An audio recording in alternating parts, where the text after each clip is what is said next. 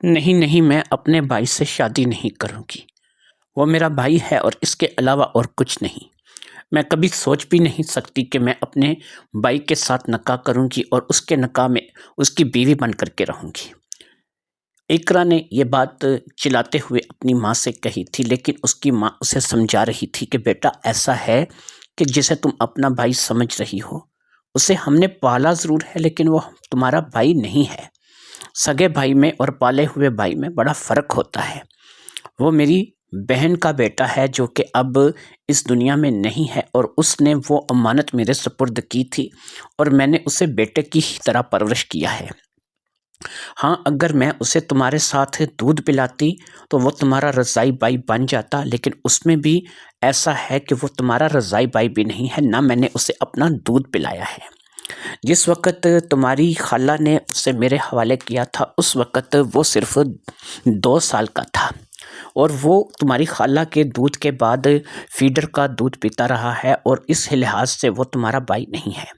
اور ویسے بھی وہ تمہارا بھائی نہیں ہو سکتا، کیونکہ میری تو اس وقت تک شادی ہی نہیں ہوئی تھی کہ جب تمہاری خالہ نے اسے میری گود میں دیا تھا۔ تمہاری خالہ کے بعد اس کی پرورش میں نے ضرور کی ہے، لیکن میں اس کی حقیقی ماں نہیں ہوں۔ یہ شادی جو کہ میں نے تمہارے باپ سے کی اور جس شادی سے تم پیدا ہوئی، یہ تو 9 سال بعد شادی ہوئی ہے، اور تم میں اور شاویز کی عمر میں 10 سال کا فرق ہے۔ شاویز تم سے 10 سال بڑا ہے، بھلے ہی اس سے میں نے پالا ہے اور وہ میری گود میں پل کر کے بڑا ہوا ہے، لیکن وہ تمہارا بھائی نہیں ہے۔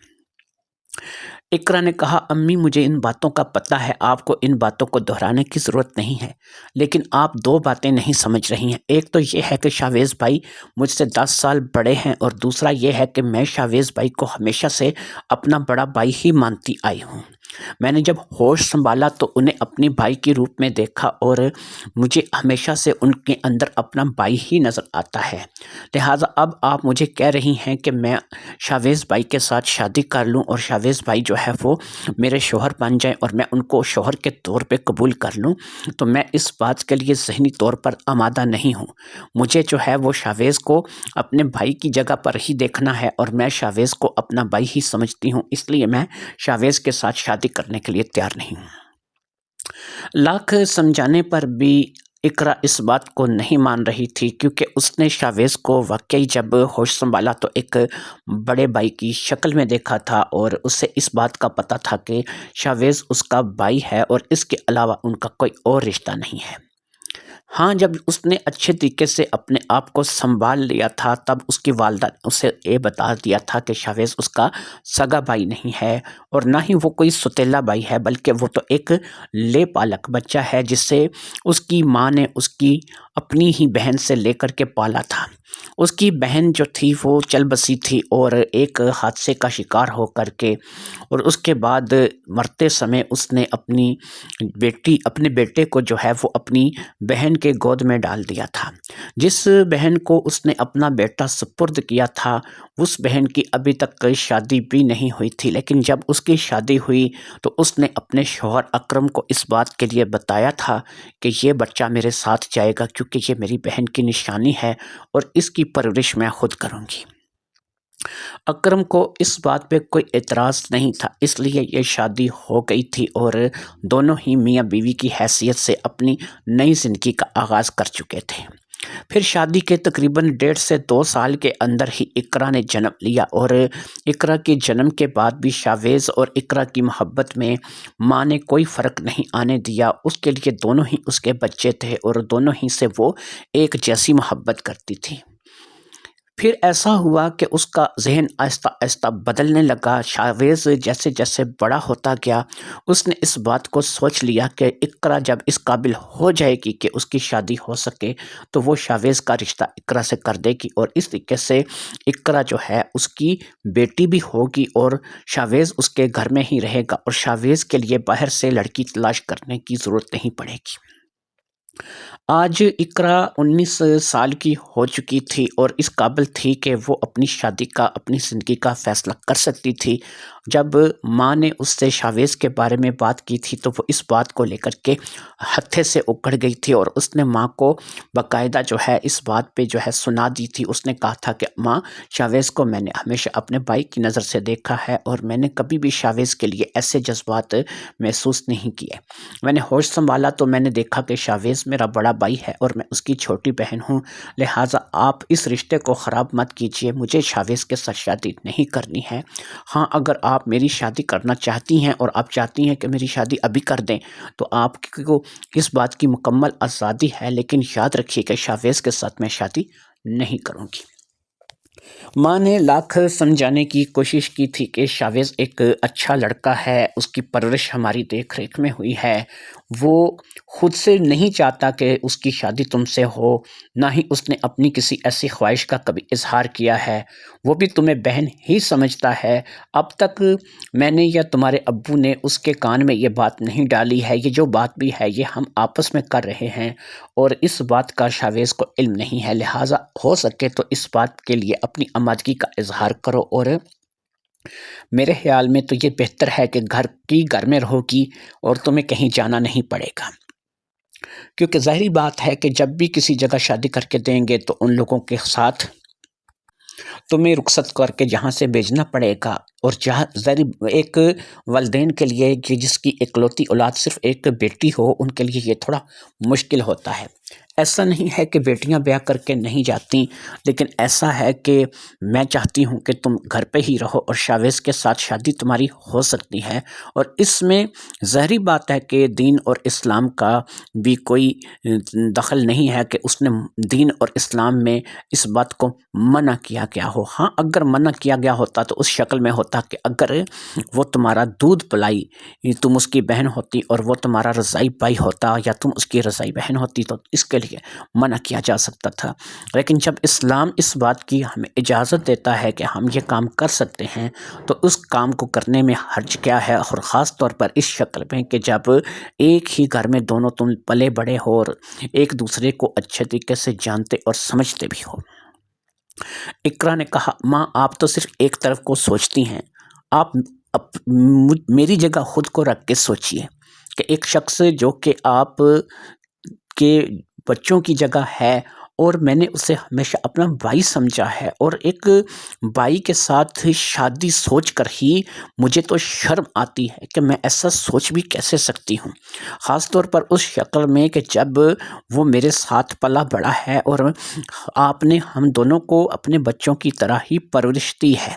اور پھر سب سے بڑی بات یہ ہے کہ شاویز کی اور میری عمر میں تقریباً 10 سال کا فرق ہے۔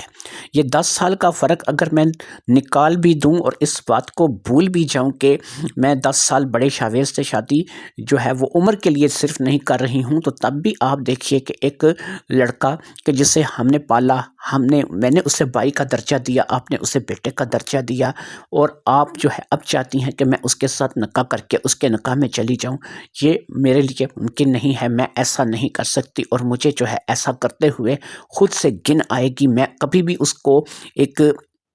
بیوی کی حیثیت سے پیار نہیں دے سکوں گی، نہ میں اس کے ساتھ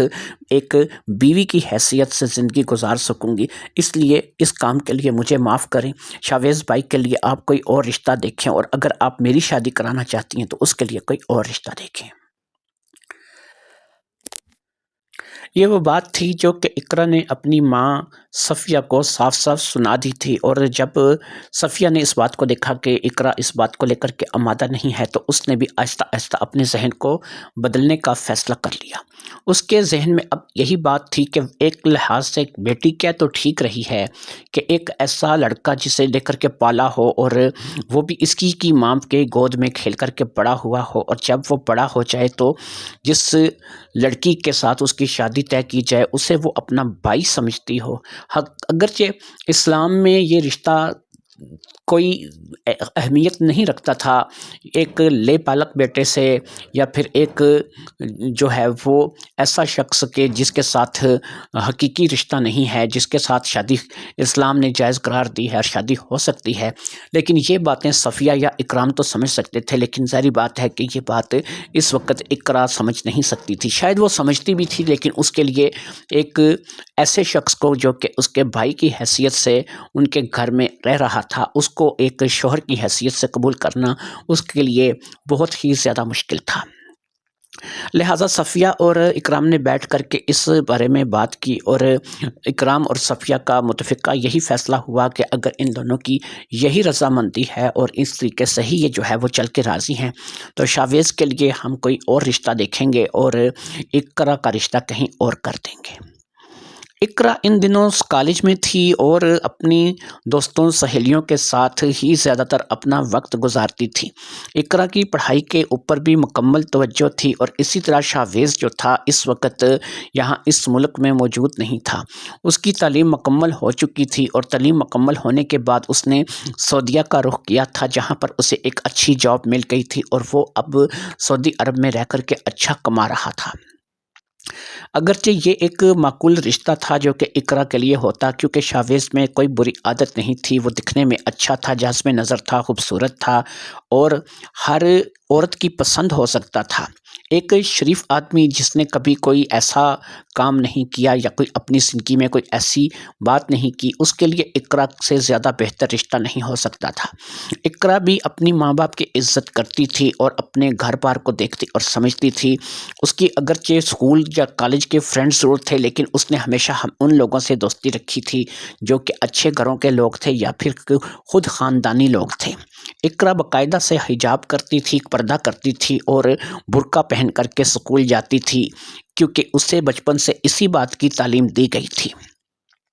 ادھر شاویز بھی انہی کاموں کو پسند کرتا تھا، وہ بھی ایسی لڑکی کو پسند کرتا تھا جو کہ صوم و صلات کی پابند اور برقع اور عبایا کے ساتھ ہی گھر سے باہر نکلے۔ گھر سے باہر نکلنے کے وہ خلاف نہیں تھا، لیکن وہ اس بات کو چاہتا تھا کہ اس کی بیوی ہو، بہن ہو، یا پھر اس کا کوئی بھی رشتہ ہو، وہ مکمل پردے کے ساتھ آئے اور جائے۔ شاویز نے کیونکہ اپنا زیادہ وقت سعودی عرب میں گزارا تھا، لہٰذا وہاں کے بہت سے رسم و رواج ایسے تھے جو کہ اس نے اپنے اندر بٹھا لیے تھے، جس میں پردہ بھی بہت بڑی اہمیت رکھتا تھا۔ اقرا بھی اپنے والدین کی بات کو انکار نہ کرتی، لیکن اقرا کے من میں اس بات کو لے کر کے بڑی ہی آشنکا تھی۔ بہت ہی زیادہ سوچ بچار کے بعد اس نے اس بات کا جواب دیا تھا کہ وہ شاویز کو کم از کم اپنے شوہر کے روپ میں قبول نہیں کر سکتی، کیونکہ وہ ایک بھائی کی حیثیت سے ہمیشہ اسے دیکھتی آئی تھی۔ ایک لحاظ سے بات اقرا کی درست تھی، اور یہی بات اس کے والدین نے بھی مانی تھی، لیکن اس کے والدین اب بھی یہی چاہتے تھے، اندر ہی اندر جو خواہش تھی کہ دونوں آپس میں مل بیٹھیں تو یہ زیادہ بہتر ہے،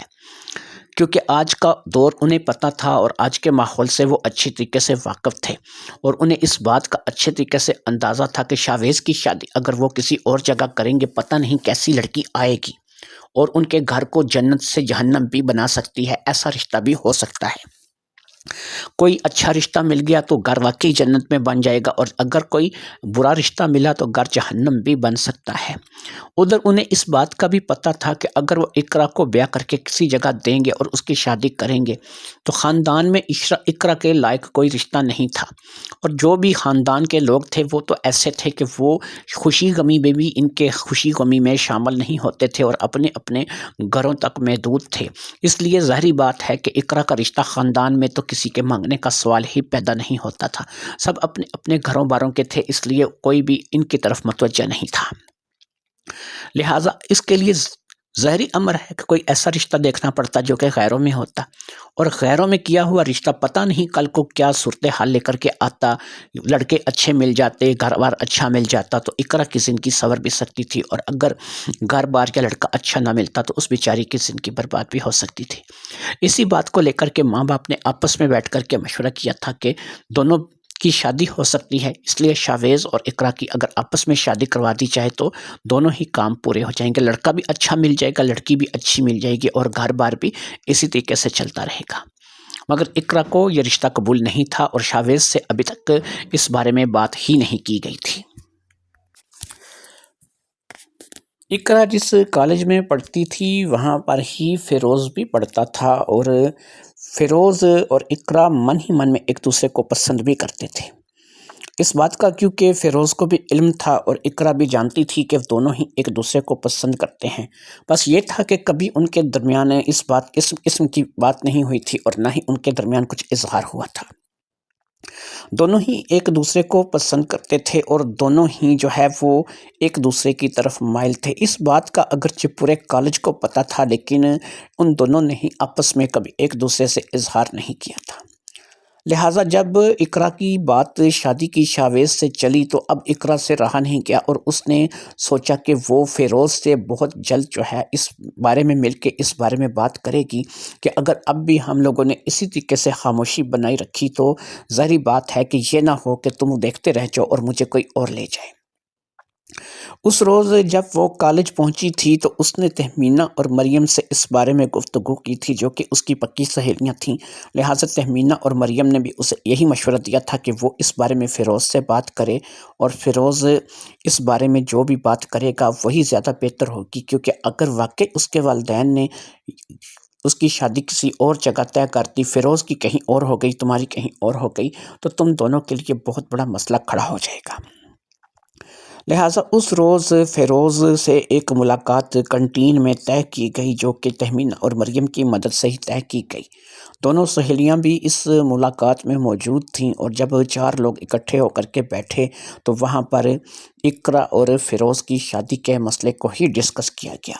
اور یہی بتایا گیا کہ یہ تو ہم لوگ جانتے ہیں کہ تم لوگ من ہی من ایک دوسرے کو پسند کرتے ہو، لیکن کیا اب تم لوگ یہ بھی چاہتے ہو کہ تم لوگوں کی شادیاں بھی کسی اور جگہ ہو جائیں اور تم لوگ آپس میں ایک دوسرے کو اظہار تک نہ کر سکو؟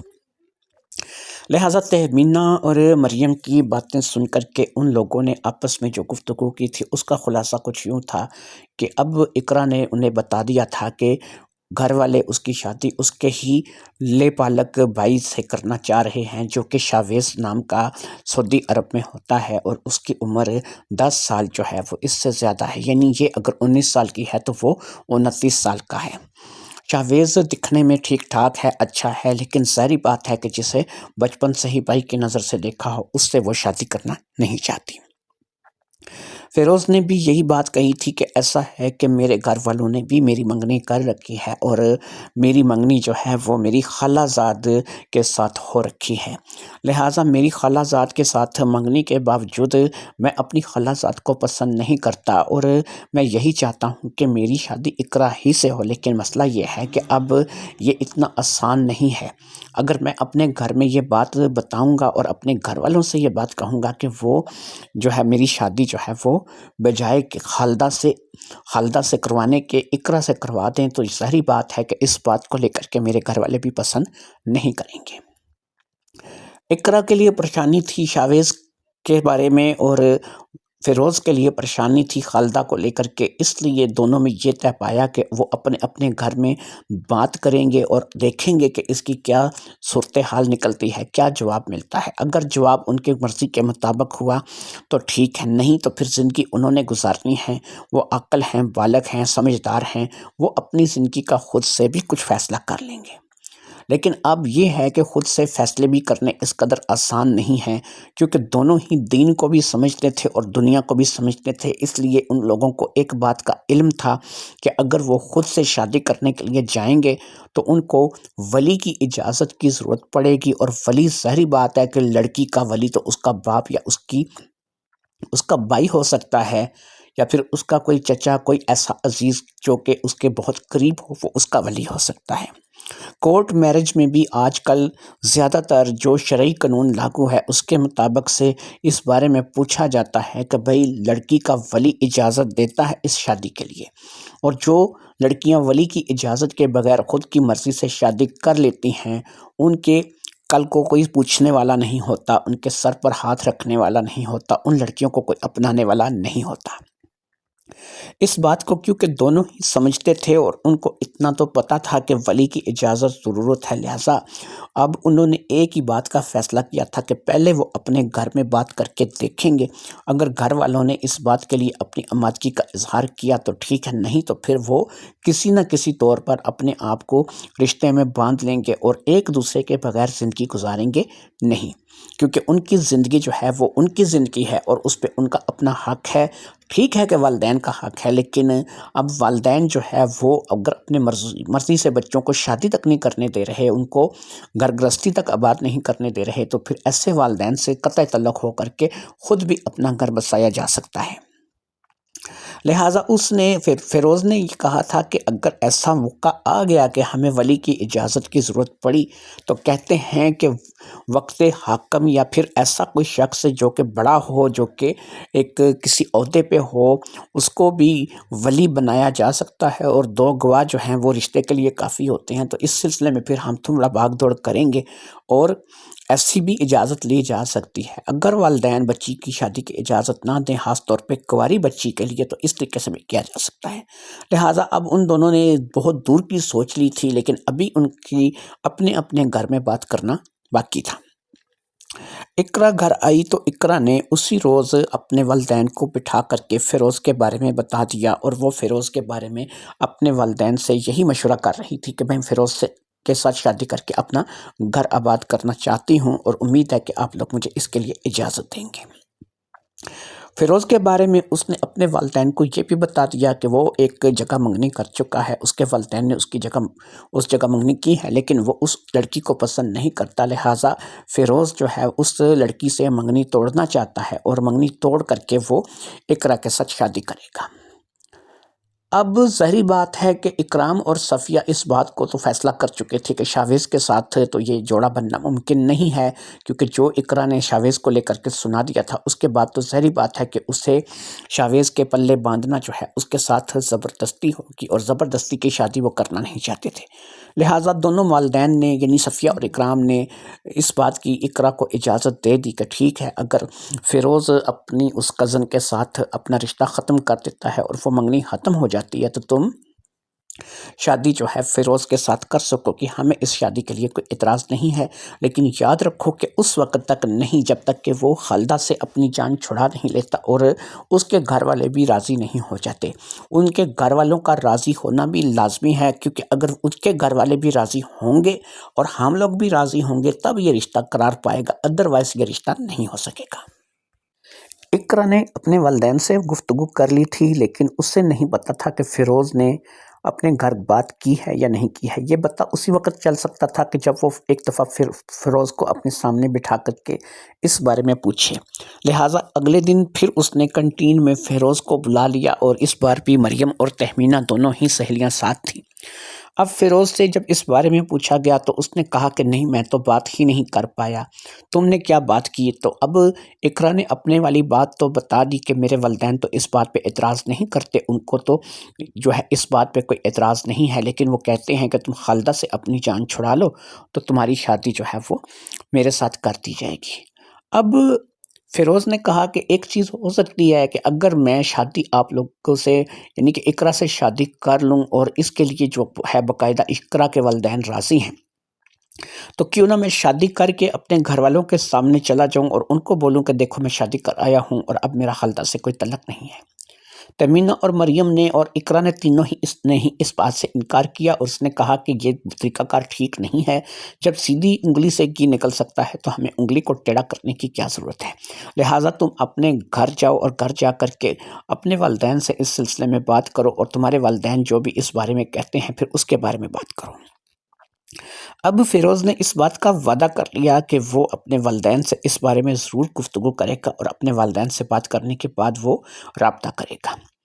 اگلے دن جب دوبارہ وہ لوگ کنٹین میں ملے تو یہاں پر فیروز نے صاف صاف بتا دیا کہ اس کے والدین نہ تو اس کی منگنی توڑنے کے لیے تیار ہیں اور نہ ہی وہ شادی جو ہے اس کی کرنے کے لیے تیار ہیں۔ لہٰذا اب ایک ہی راستہ ہے کہ جو فیروز نے پہلے کہا ہے اس پہ عمل کر لیا جائے، اور خود سے جو ہے اگر تمہارے والدین راضی ہیں میں تمہارے ساتھ نکاح کر لیتا ہوں، اور نکاح کرنے کے بعد جب میں اپنے والدین کے پاس پہنچوں گا ان کو بتاؤں گا کہ دیکھو یہ میں نے شادی کر لی ہے، یہ میری بیوی ہے، تو ظاہری بات ہے کہ خالدہ کے ساتھ میری منگنی خود بخود ختم ہو جائے گی اور میں شادی نہیں کر سکوں گا خالدہ سے۔ فیروز کے والدین کی طرف سے جواب تھا، اور وہ خالدہ ہی سے فیروز کی شادی کروانا چاہتے تھے۔ لہٰذا اب صورتحال یہ تھی کہ اقرا اور اقرا کے والدین تو مانتے تھے، لیکن فیروز اور فیروز کے والدین اس بات کے لیے آمادہ نہیں تھے۔ دونوں ہی کے درمیان یہ بات چلتی رہی، اور اسی بات کو لے کر کے ایک ہفتہ بیت گیا، اور ایک ہفتے کے بعد بھی اس بات کا کوئی رزلٹ، کوئی نتیجہ نہ نکل سکا۔ لہٰذا اب اقرا نے اپنے گھر میں شادی کی بات کرنے کا فیصلہ کر لیا، کیونکہ اگر فیروز راضی تھا اور اس کے اقرا کے گھر والے اس بات کو لے کر کے آمادہ ہو جاتے کہ وہ فیروز کی شادی جو ہے وہ اقرا سے کر دیتے، تو وہ دونوں جو ہے وہ راضی خوشی شادی کرنے کے لیے تیار تھے۔ اس بات کو لے کر کے جب اقرا نے اپنے گھر میں اپنے والدین سے گفتگو کی تو انہوں نے منع کر دیا۔ انہوں نے کہا کہ نہیں، یہ طریقہ کار ٹھیک نہیں ہے، جب تک لڑکے کے والدین بھی راضی نہیں ہوں گے اور وہ اس رشتے کے لیے اپنی آمادگی کا اظہار نہیں کریں گے، ہم لوگ جو ہے وہ تمہاری شادی فیروز کے ساتھ نہیں کروا دیتے۔ ہم صرف اتنا کر سکتے ہیں کہ تمہیں اپنی طرف سے یہ اجازت ہم نے دے رکھی ہے کہ اگر تم فیروز کے ساتھ شادی کرنا چاہتی ہو تو کر سکتی ہو، لیکن یاد رکھو کہ اس کے لیے دونوں طرف کا، خاندان کا، برادری کا ملنا آپس میں بہت ضروری ہے۔ لہٰذا اب اقرا نے کہا کہ میں پھر کیا کروں، مجھے کچھ سمجھ نہیں آ رہی ہے، کیونکہ فیروز کے والدین تو کسی بھی شکل میں خالدہ سے ہٹ کر کچھ سوچنے کے لیے تیار نہیں ہیں۔ اب اس بات کو لے کر کے ہم لوگوں کے درمیان تو ایک تکرار ہے جو کہ ایک ہفتے سے چل رہی ہے اور اس کا کوئی نتیجہ نہیں نکل رہا ہے۔ اب اقرا نے اس بات کو لے کر کے ضد کی کہ اگر آپ لوگ چاہیں تو یہ ہو سکتا ہے، آپ لوگ میرے بڑے ہیں، والدین ہیں، آپ جائیے فیروز کے گھر، اس کے امی ابو سے بات کیجیے، کیونکہ ہو سکتا ہے کہ اب تک فیروز اس بارے میں بات کر رہا ہے، اور جب آپ جا کر کے اس کے گھر میں بات کریں گے تو ظاہری بات ہے کہ آپ کی بات کا اور فیروز کی بات کا بڑا فرق پڑے گا۔ اس بات کو لے کر کے اکرام اور صفیہ نے آمادگی کا اظہار کر دیا تھا۔ اپنی بیٹی کی خوشی کے لیے وہ ان لوگوں کے گھر جا کر کے بھی بات کرنے کے لیے تیار تھے۔ لہٰذا انہوں نے اس کا نام پتہ وغیرہ سب کچھ پوچھ لیا، اور پھر انہوں نے اس بات کا پروگرام بنا لیا کہ وہ انشاءاللہ 1-2 دن کے اندر ہی وہ فیروز کے گھر جا کر کے اس کے والدین سے گفتگو کریں گے۔ فیروز کے گھر کے بارے میں انہیں پتہ چل چکا تھا، جو کہ وہاں سے کچھ خاص دور نہیں تھا، اور ایک چیز ان کو پتہ چل چکی تھی کہ ان لوگوں کی طرح وہ بھی ایک مڈل کلاس فیملی ہے، کچھ بہت زیادہ کھاتے پیتے لوگ نہیں ہیں۔ لہٰذا یہ لوگ 2 دن بعد ہی پروگرام بنا کر کے ان کے گھر پہنچ گئے۔ دروازے پر دستک کے جواب میں ایک چھوٹی سی بچی نے آ کر کے دروازہ کھولا، اور ان دونوں نے جب ان سے ملنے کی آمادگی کا اظہار کیا اور کہا کہ وہ فیروز کے والدین سے ملنا چاہتے ہیں، تو دونوں کو ہی اندر لے جا کر کے ایک سجی سجائی بیٹھک میں بٹھا دیا گیا۔ ان کے گھر کی حیثیت دیکھ کر کے دونوں کو ہی لگ رہا تھا کہ جیسے وہ اپنے ہی گھر آ گئے ہیں۔ سامان بھی تقریباً ایک جیسا ہی تھا، گھر کی بناوٹ میں بھی کچھ خاص فرق نہیں تھا، اور بالکل ایسا ہی لگ رہا تھا کہ جس قسم کے یہ مڈل کلاس لوگ ہیں وہ بھی اسی قسم کے مڈل کلاس لوگ ہیں۔ ابھی تھوڑی ہی دیر گزری تھی کہ ایک موٹی سی عورت اندر آئی، جو کہ شاید فیروز کی ماں رہی ہوگی، اور اس کے ساتھ ایک دبلا پتلا انسان تھا جو کہ شاید فیروز کا باپ ہوگا، لیکن یہ تو اب ان کے اندر آنے پر ہی پتہ چل سکتا تھا۔ دونوں نے آ کر کے اندر سلام کیا، ایسے میں اکرام اور صفیہ بھی اٹھ کر کے کھڑے ہو گئے اور انہوں نے ان کے سلام کا جواب دیا۔ آنے والی عورت کا نام نگت تھا، جبکہ آدمی کا نام ریاست تھا، اور دونوں ہی میاں بیوی تھے۔ نگت اور ریاست نے فیروز کے ماں اور باپ کی حیثیت سے اپنا تعارف کروایا اور پھر ان کے آنے کا مقصد دریافت کیا۔ اب انہوں نے بتایا کہ ایسا ہے کہ ہم اپنی بیٹی اقرا کے کہنے پر یہاں پر آئے ہیں، اور ہمارے آنے کا جو مقصد ہے وہ یہ ہے کہ اقرا اور فیروز دونوں ایک دوسرے کو پسند کرتے ہیں، اور دونوں سے جو ہے ان کی شادی جو ہے وہ ہم لوگ چاہتے ہیں کہ ہو جائے، کیونکہ دونوں بچے ایک دوسرے کو پسند کرتے ہیں، تو کیوں نہ ان کی شادی کروا دی جائے۔ اب یہاں پر ریاست اور نگت اس بات کو لے کر کے کچھ سوچ میں پڑ گئے۔ پھر انہوں نے تھوڑی دیر تک انتظار کیا اور کہا، اصل میں بات یہ ہے کہ آپ کو شاید اصل صورتحال کا علم نہیں ہے، اور اصل صورتحال جب آپ کے سامنے رکھی جائے گی تو آپ خود اس بات کا فیصلہ کیجئے گا کہ یہ رشتہ ہو سکتا ہے یا نہیں ہو سکتا۔ ہم نے اس بات کو لے کر کے فیروز کو کئی بار منع کیا ہے، لیکن شاید اس نے آپ سے کھل کر بات نہیں کی، یا پھر اس نے اقرا کو صحیح صورتحال سے آگاہ نہیں کیا۔ ایسا ہے کہ ہمارا جو رشتہ ہے وہ وٹے کی بنیاد پر ہوا ہے، اور وٹے کی بنیاد پر ہوا یہ رشتہ جو ہے یہ بڑی ہی عجیب و غریب حیثیت کا حامل ہے۔ ہماری برادری میں ایک سسٹم ہے، اور وہ یہ ہے کہ ہم لوگ زیادہ تر وٹے کی شادیاں کرتے ہیں، اور جب وٹے کی شادی ہو جاتی ہے تو اس میں یہ صورتحال ہوتی ہے کہ انسان کو ہر شکل میں شادی کرنی ہی پڑتی ہے۔ جیسے کہ میں آپ کو بتاتی ہوں کہ طریقہ کار کیا ہے۔ میری بیٹی ناہید کی شادی ہم نے خالدہ کے بھائی رضوان سے کر رکھی ہے، جس سے ناہید کے 2 بچے ہیں۔ اب یہ ہے کہ شادی کرنے کی باری اب فیروز کی ہے خالدہ کے ساتھ، جو کہ رضوان کی بہن ہے۔ اگر فیروز اس شادی سے انکار کرتا ہے اور شادی نہیں کرتا تو ایسی شکل میں رضوان ہماری بیٹی ناہید کو طلاق دے گا، اور ہماری بیٹی طلاق لے کر کے گھر آ کے بیٹھ جائے گی، اور 2 بچوں کی ذمہ داری جو ہے وہ ظاہری بات ہے کہ وہ ماں ہے تو اس پر آن پڑے گی پرورش کی، اور باپ جو ہے بس اتنا کر سکے گا کہ ان کے لیے کچھ نہ کچھ خرچہ اخراجات بھیجتا رہے گا۔ کیونکہ ہمارے ہاں یہی رواج ہے اور ہم اسی طریقے سے شادی کرتے ہیں، تو یہاں پر اگر فیروز کی شادی جو ہے وہ اقرا سے کر دی جاتی ہے، اور اقرا فیروز کے زندگی میں اس کی دلہن بن کے آ جاتی ہے، تو خالدہ کے ساتھ رشتہ ٹوٹے گا۔ خالدہ کے ساتھ رشتہ ٹوٹے گا تو پوری برادری میں کوئی بھی ایسا شخص نہیں جو کہ خالدہ کے رشتے کو قبول کرے گا، کیونکہ وہ منگنی شدہ ہے، اور منگنی اس کی فیروز سے ہوئی ہے۔ لہٰذا وہ فیروز کے ساتھ اس منگنی کے ٹوٹ جانے کے بعد اور فیروز کی شادی کسی اور جگہ ہو جانے کے بعد ہماری برادری کی رسم و رواج کے مطابق نہ تو کسی اور برادری کے لڑکے سے شادی کر سکتی ہے، نہ باہر کسی لڑکے سے شادی کر سکتی ہے، اس سے اپنی ساری زندگی اسی طریقے سے گزارنی پڑے گی، یعنی کہ غیر شادی شدہ رہ کر۔ اور پھر جب اقرا اور فیروز کی شادی ہو جائے گی، اقرا اور فیروز جو ہیں وہ ایک دوسرے کے ساتھ میاں بیوی کی حیثیت سے بن جائیں گے، تو ان کے لیے بھی آگے پرابلم یہ ہے کہ ہمارے خاندان میں، ہماری برادری میں، ہمارے رشتہ داروں میں کوئی بھی اقرا کو فیروز کی بیوی کی حیثیت سے قبول نہیں کرے گا۔ ادھر خالدہ کے رشتے کے ٹوٹ جانے کے بعد رضوان پر برادری کی طرف سے یہ بات لاگو ہو جائے گی کہ وہ ناہید کو طلاق دے کے بچے اس کے حوالے کر کے اس سے واپس بھیج دیں۔ ہم برادری کی رسم و رسومات میں پھنسے ہوئے وہ لوگ ہیں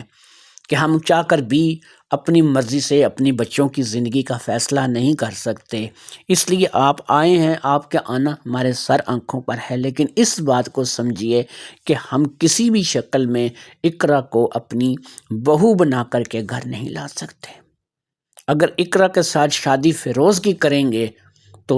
ناہید کا گھر اجڑ جائے گا، اور خالدہ کا بھی گھر اجڑ جائے گا بسنے سے پہلے، کیونکہ کوئی بھی برادری میں خالدہ کے ساتھ شادی نہیں کرے گا، اور یہی ہمارے ہاں کے رسم و رواج ہیں۔ اب اکرام صاحب سے رہا نہیں گیا، انہوں نے کہا جناب ریاست صاحب، نگہت صاحبہ آپ سے ایک بات کریں گے، کیا آپ کے ہاں رسم و رواج جو ہیں یہ خاندان برادریوں کے یہ چلتے ہیں؟ کیا یہاں پر دین یا کوئی قانون کی یا پھر شریعت کی کوئی اہمیت نہیں ہے کہ شریعت میں کیا چیز صحیح ہے کیا غلط ہے؟ اب ریاست صاحب نے کہا جی بات یہ ہے اکرام صاحب، آپ کی بات اپنی جگہ درست ہے، لیکن ایک بات آپ جانتے ہیں کہ یہ جو برادریوں کے رسومات ہوتی ہیں ان کے آگے انسان مجبور اور بے بس ہوتا ہے، وہ چاہ کر بھی کہ یہ اسلام میں ہے یا نہیں ہے، وہ اسلام کا ساتھ نہیں دے سکتا، وہ اپنی رسومات کی بھینٹ چڑھ جاتا ہے۔ گفتگو صاف تھی اور دونوں طرف سے کلیئر تھی کہ یہاں پر دال گلتی ہوئی نظر نہیں آ رہی تھی۔ اس بات کا صاف پتہ چل چکا تھا کہ اگر فیروز کی شادی کسی بھی طریقے سے اقرا سے ہو جاتی ہے تو ان فرسودہ رسومات کے چلتے خالدہ کا گھر بھی اجڑ جائے گا، ناہید کا گھر بھی اجڑ جائے گا، اور یہ لوگ کبھی بھی اقرا کو اپنی بہو کے طور پر، بیٹی کے طور پر قبول نہیں کریں گے۔ اب ایک ایسا گھر کہ جو شریعت کا پابند ہے، صوم و صلات کا پابند ہے، جہاں پہ بیٹی اقرا ہے، جن کے والدین جو ہیں وہ بھی شریعت کو، دین کو اچھے طریقے سے سمجھتے ہیں، اب ایک ایسے گھر کے ساتھ اپنا رشتہ جوڑنے چلے ہیں کہ جن کو صرف اپنے خاندانی فرسودہ رسومات کی پتہ ہے، اور جن کو یہ پتہ ہے کہ ہمارے ہاں ہمارے بڑے بوڑھے جو ہیں وہ یہ قانون بنا کر کے چلے گئے ہیں کہ اگر ایک لڑکی کسی کے ساتھ منگنی شدہ ہے، اس کی منگنی ہوئی ہے اور اس کے رشتہ وہاں پر نہیں ہوتا، وہ لڑکا کسی اور جگہ شادی کر لیتا ہے، تو وہ ساری زندگی اسی طریقے سے کنواری بیٹھی رہے گی، لیکن اس کا کوئی اور رشتہ اسی برادری میں، خاندان میں یا غیر برادری میں نہیں لے سکتا۔ اور اسی طریقے سے پھر ان کی اور رسومات میں یہ ہے جی کہ جس لڑکی کو وہ بندہ بیاہ کر لے آئے گا، اسے اپنی بہو بیٹی کے طور پہ قبول نہیں کیا جائے گا۔ اور تیسرا سب سے بڑی فرسودہ رسم ان کے ہاں یہ چلتی ہے کہ وہ اگر وٹے کی شادی کر رہے ہیں اور جو لڑکی پہلے سے بیاہی ہوئی بال بچے دار ہے، اسے باقاعدہ سے طلاق کا پروانہ ہاتھ میں دے کر کے بچے اس کے حوالے کر کے اسے گھر بھیج دیا جاتا ہے۔ ظلم تھا، سراسر ظلم تھا، لیکن ظاہری بات ہے کہ ان کے خاندانی رسوم و رواج تھے اور اس کے خلاف کوئی اپنا ہاتھ بلند کرنے والا نہیں تھا، کوئی اس کو برا بھلا کہنے والا نہیں تھا۔ صفیہ اور اکرام نے تو یہاں سے کھسکنے میں ہی عافیت سمجھی، کیونکہ انہیں اس بات کی سمجھ آ گئی تھی کہ یہ لوگ نہ تو دین کو سمجھتے ہیں، نہ مانتے ہیں، اور نہ ہی یہاں پر اقرا کی شادی کرنا ان کو اچھا لگ رہا تھا۔ لہٰذا دونوں ہی واپس گھر آ گئے، اور اسی رات اقرا نے اس امید کے ساتھ اپنے والدین سے پوچھا، اور جب اقرا کو ساری بات کا پتہ جو ہے وہ اپنے والدین سے لگا تو اس کی امیدوں پہ اوس پڑ گئی۔ لیکن ایک چیز ہوتی ہے نا جس کو ہم محبت کہتے ہیں، یہ بہت اچھی بھی ہوتی ہے اور بہت بری بھی ہوتی ہے، یہ انسان کو کسی جگہ سکون نہیں لینے دیتی۔ لہٰذا اقرا کے من میں اب ایک ہی بات چل رہی تھی کہ جو صورتحال میرے والدین نے بتائی ہے یہ واقعی میں بہت زیادہ غلط ہے، لیکن میں کیا کروں کہ جب میرے خوابوں خیالوں میں صرف ایک ہی تصویر ہے اور ایک ہی کو میں نے اپنا بنا لیا ہے، ایک ہی کو اپنا مان لیا ہے، اور وہ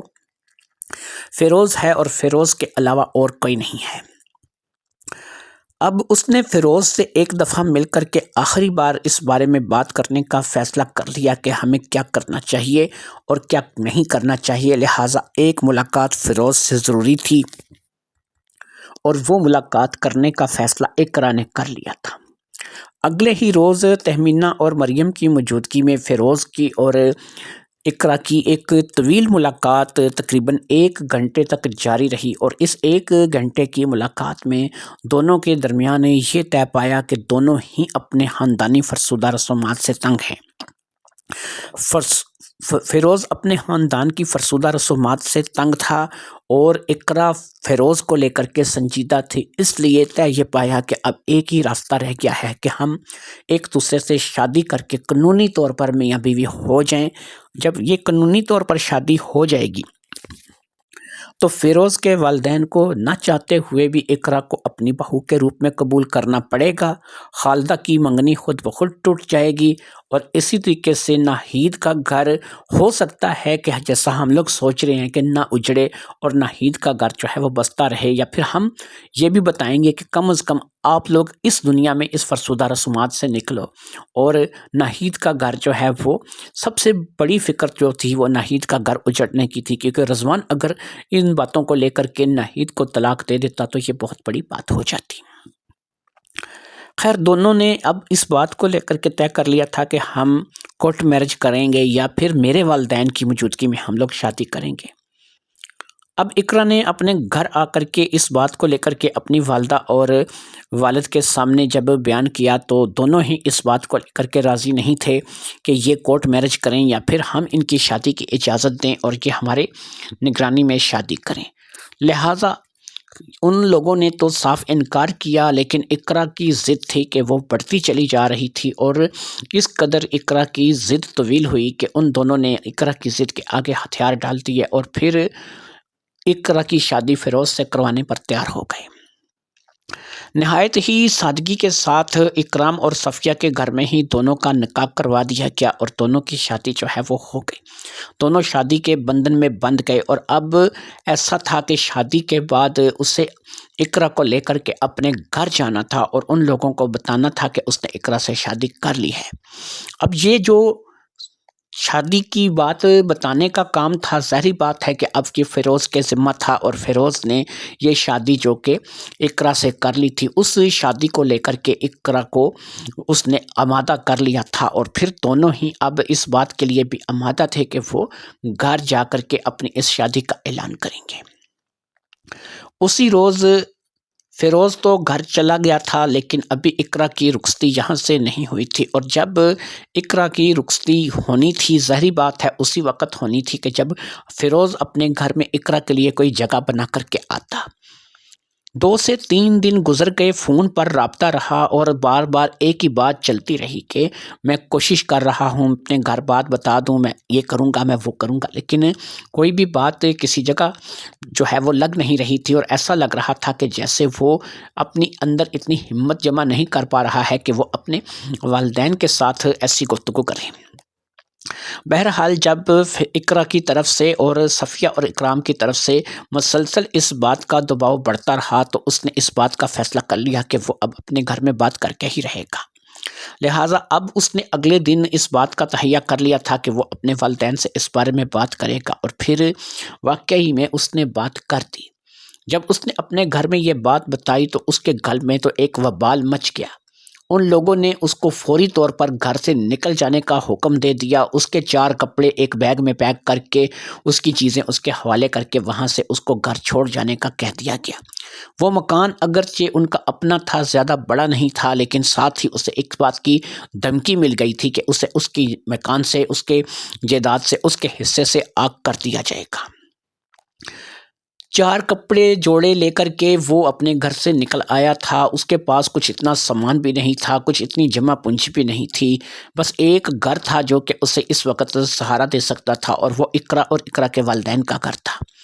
لہٰذا وہ اقرا اور اقرا کے والدین کے گھر ہی پہنچا تھا، اور وہاں پر آ کر کے اس نے ساری صورتحال بتائی تھی، اور اس صورتحال کو سننے کے بعد صفیہ اور اکرام نے اگرچہ اس سے وہاں وقتی طور پر رکھ لیا تھا، لیکن دونوں ایک دوسرے کو دیکھ کر کے سوچتے تھے کہ کیا ہم نے ایک گھر داماد جو ہے وہ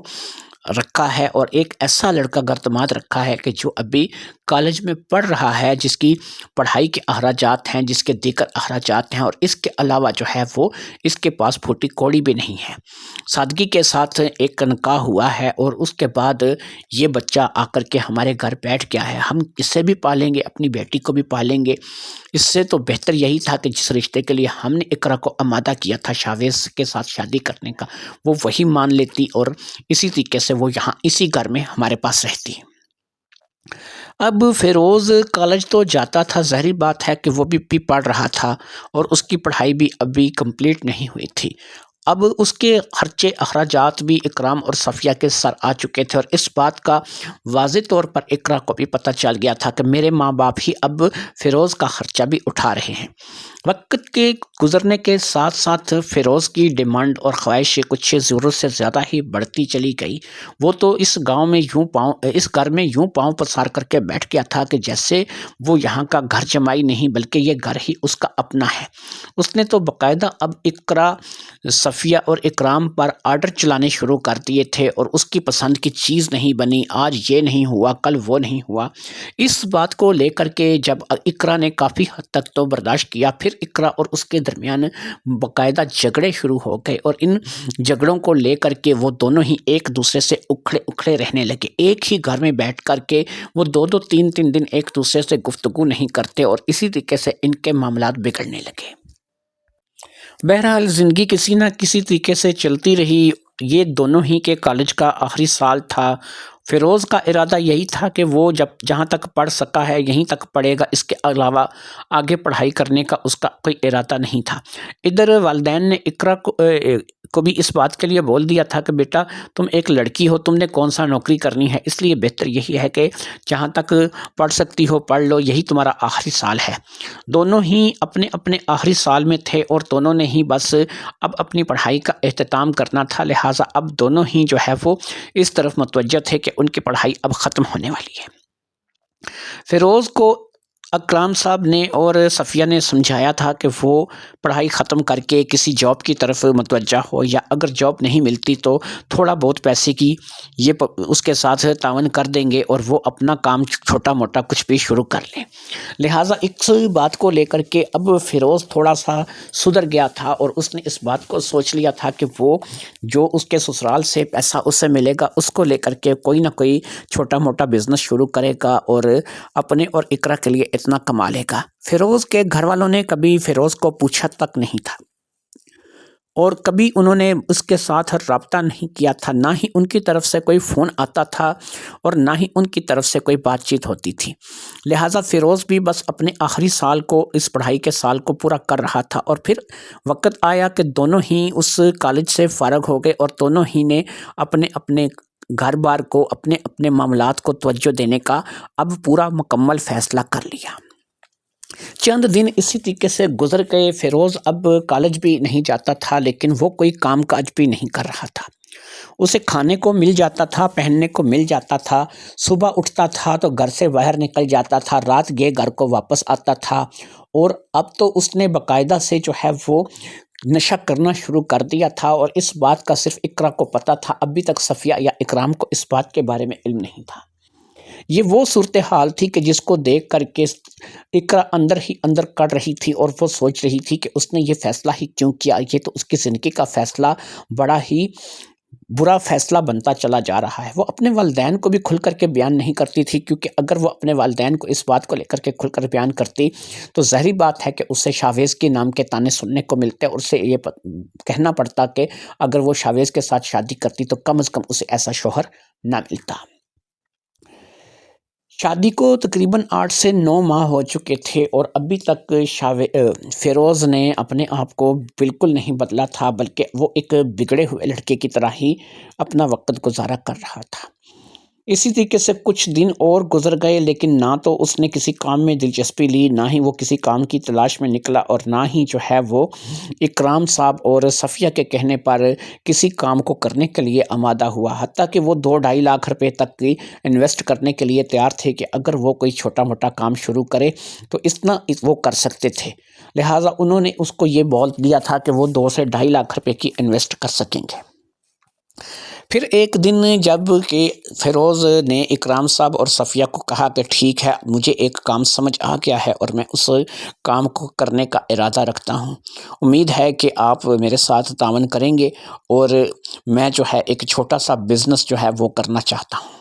اب یہاں پر اکرام صاحب نے اور صفیہ نے کہا کہ تم کیا کرنا چاہتے؟ اس نے کہا کہ میں ایک کھلونوں کی دکان جو ہے وہ بک رہی ہے، اور اس کو ایک میرا دوست ہے جو کہ بیچ رہا ہے، میں اس سے خریدنا چاہتا ہوں۔ اس کی ڈیمانڈ تو 4 لاکھ روپے ہے، لگی لگائی دکان ہے جس میں کم سے کم 2.5 سے 3 لاکھ روپے کا مال پڑا ہے، اور اس کے علاوہ جو اس دکان کی سجاوٹ پہ خرچ ہوا ہے یہ علیحدہ ہے۔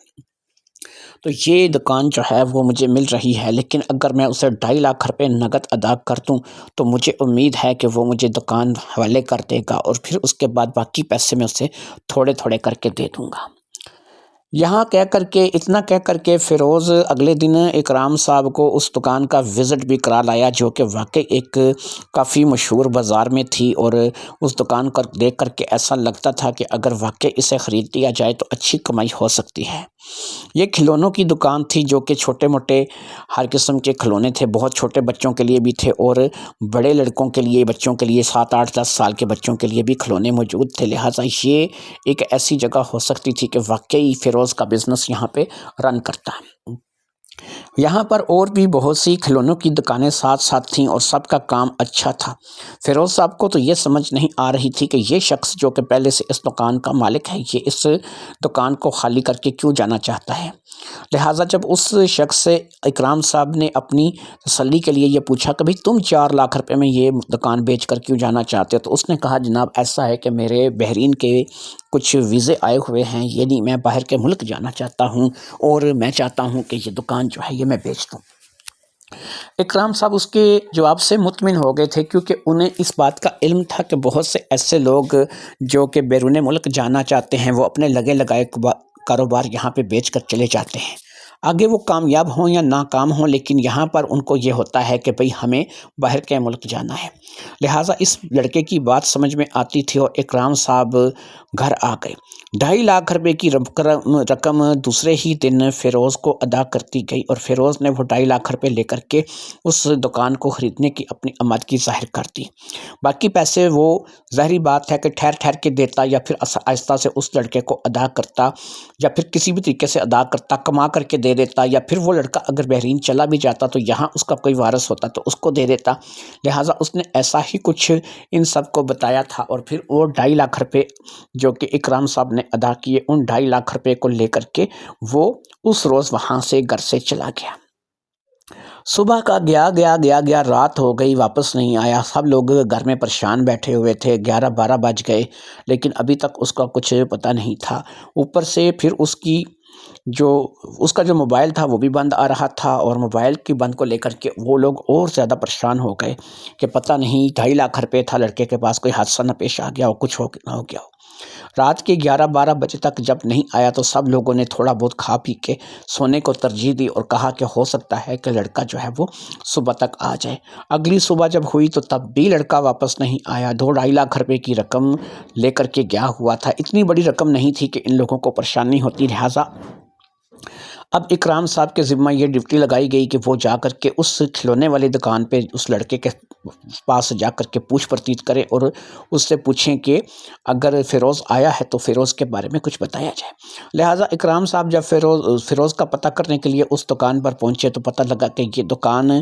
جو ہے وہ تو اس لڑکے نے کسی اور کو بیچ دی ہے۔ لہٰذا اس لڑکے نے، کیونکہ وہ ابھی تک بحرین گیا نہیں تھا، اس کی ملاقات جو ہے وہ اکرام صاحب سے اسی بازار میں ہو گئی، اور اس لڑکے نے جس کا نام حمزہ تھا اس نے بتایا کہ بھائی یہ دکان جو ہے وہ میں نے فلاں دکان والے کو بیچ دی ہے جو کہ اسی بازار میں ہے، اور اس نے مجھے 4 لاکھ روپے پورے ادا کر دیے ہیں۔ باقی 2.5 لاکھ روپے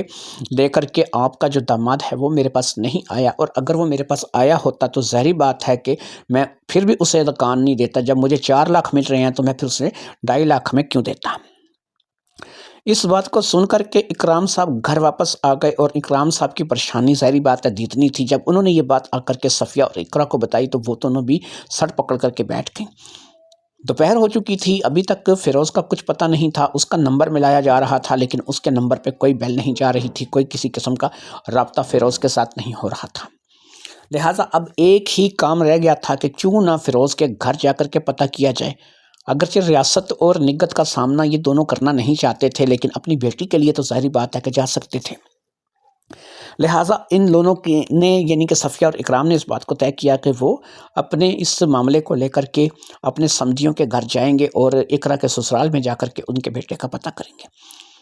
لہٰذا انہوں نے اس بات کو سامنے رکھ کر کے اب اقرا کے سسرال جانا مناسب سمجھا۔ جس وقت وہ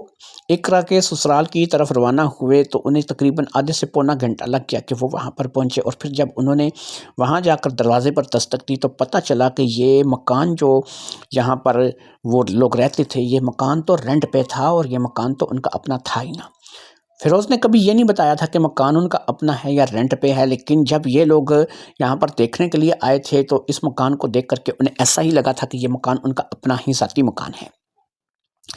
لہٰذا انہوں نے اس وقت اس بات کی پوچھ پرچیت نہیں کی تھی۔ جب انہیں اڑوس پڑوس سے اس بات کا پتہ لگا کہ یہ مکان تو رینٹ پہ تھا، جو کہ انہوں نے تقریباً مہینہ ڈیڑھ پہلے ہی خالی کر دیا تھا، اور اب وہ یہاں پر نہیں رہتے۔ نئے گھر کا ایڈریس، نیا گھر کا پتہ وغیرہ پوچھنے پر ان لوگوں کو جو کہ اس محلے میں رہتے تھے کسی قسم کی کوئی معلومات نہیں تھی، اور پھر اسی طریقے سے وہ لوگ جیسے گئے تھے ویسے ہی گھر آ گئے۔ فیروز کے نمبر پر ٹرائی کرنے کی مسلسل کوشش جاری رہی، لیکن فیروز کا کچھ بھی پتہ نہیں چل رہا تھا۔ اکرام صاحب کہتے تھے کہ فیروز کے بارے میں رپورٹ کروا دیتے ہیں، کیونکہ 2.5 لاکھ روپے کی رقم لے کر کے وہ لڑکا گیا ہے لیکن واپس نہیں آیا۔ اقرا بار بار اس بات کو منع کر رہی تھی کہ نہیں ابو ایسا نہیں کریں گے، اگر وہ 2.5 لاکھ روپے لے کے چلے بھی گئے ہیں تو چلو وہ ہو سکتا ہے ہمارے ساتھ رابطہ کریں، وہ ہو سکتا ہے کسی مصیبت میں نہ ہوں، وہ ہو سکتا ہے کہ اپنے والدین کے گھر گئے ہوں تو ان لوگوں نے انہیں بٹھا لیا ہو۔ ظاہری بات ہے کہ اب بیٹی تھی وہ تو یہی کچھ کر سکتی تھی، اور اکرام صاحب بھی یہ بات اوپری اوپری سے کر رہے تھے۔ ظاہری بات ہے کہ 2.5 لاکھ روپے کی رقم بیٹی کے شوہر سے یا بیٹی سے زیادہ تو عزیز نہیں ہو سکتی تھی۔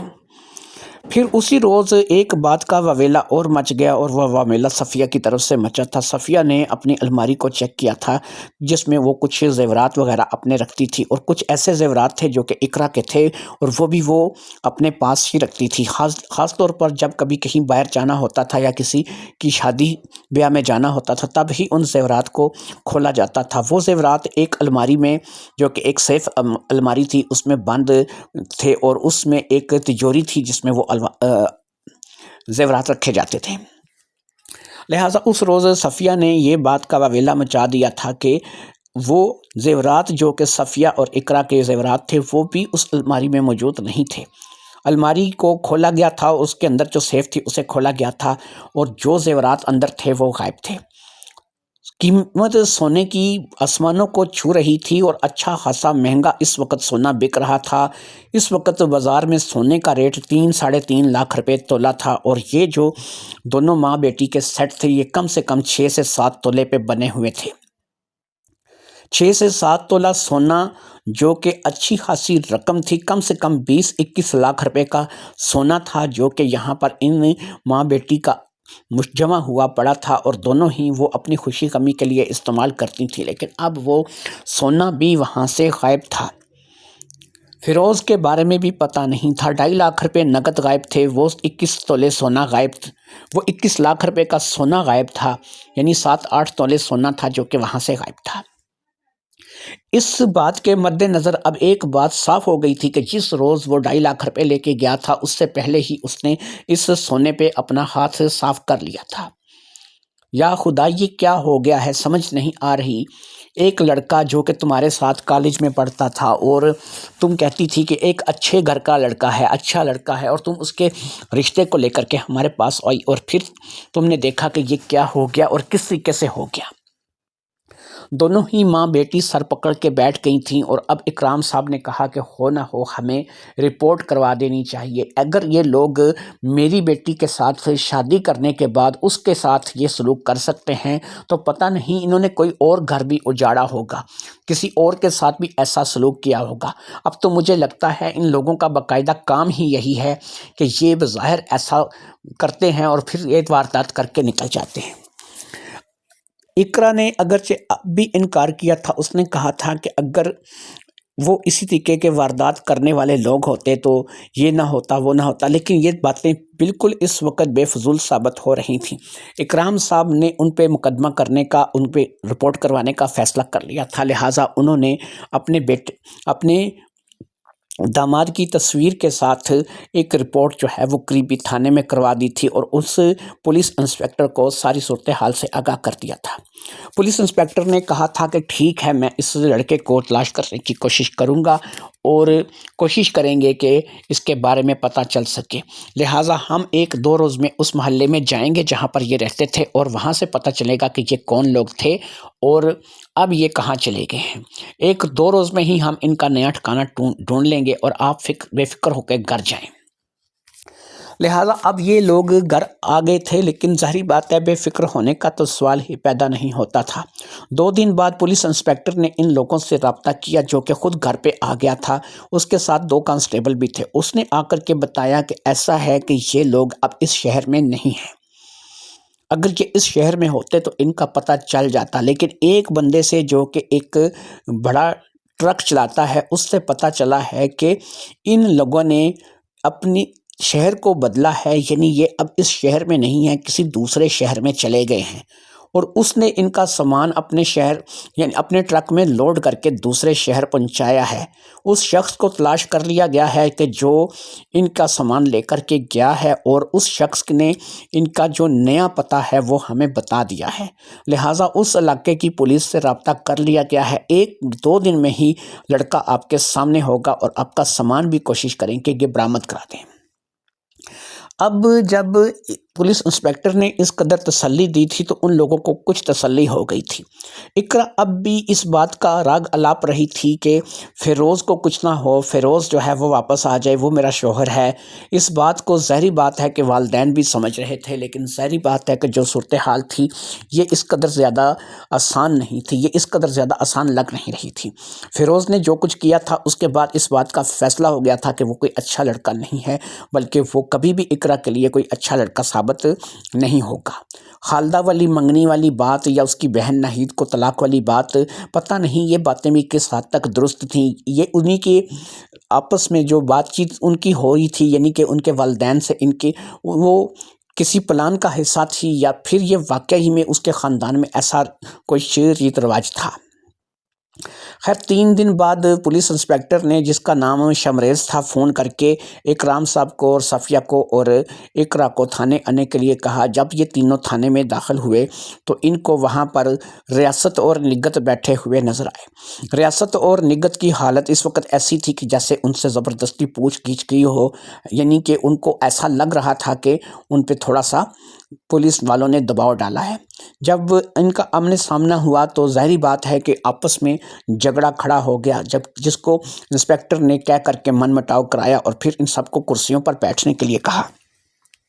जब ये सब कुर्सियों पर बैठ गए तो उन लोगों ने, रियासत और निगत ने, बाकायदा से कस्में हल्फ दे कर के कहा कि हमें बिल्कुल पता नहीं है कि फ़िरोज़ कहाँ चला गया और फ़िरोज़ के बारे में कोई भी इल्म नहीं है। फ़िरोज़ कहाँ है, फ़िरोज़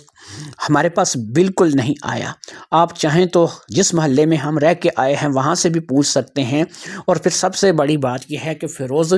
के आने से बहुत पहले हम लोगों ने वो मोहल्ला, वो मकान छोड़ दिया था। उसे तो हमारे नए मोहल्ले का, नए मकान का पता ही नहीं था और हमने कभी ना उसे कभी कोई मैसेज किया, ना कोई कॉल की, ना उससे कोई बातचीत की। आप लोग हमारे पास आए, पुलिस हमारे घर आई, नए मकान में आए, उन्होंने पता किया, हमसे फ़िरोज़ के बारे में पूछा, लेकिन यकीन करें कि हमारे पास ना फ़िरोज़ है। वहाँ पर जहाँ पर हम जाकर के रह रहे हैं वहाँ पर भी पुलिस वालों ने अड़ोस पड़ोस से पूछताछ की है और ये तस्वीर भी दिखाई है। वो सब लोग इस बात की गवाही देंगे कि ये लड़का वापस घर नहीं आया। लिहाजा अब ये लड़का जो है वहाँ कहाँ है, पैसे लेकर के कहाँ भाग गया है, ज़ेवरात को लेकर के कहाँ भाग गया है, इस लड़के की क्या सूरत हाल है, हमें इसका इल्म नहीं।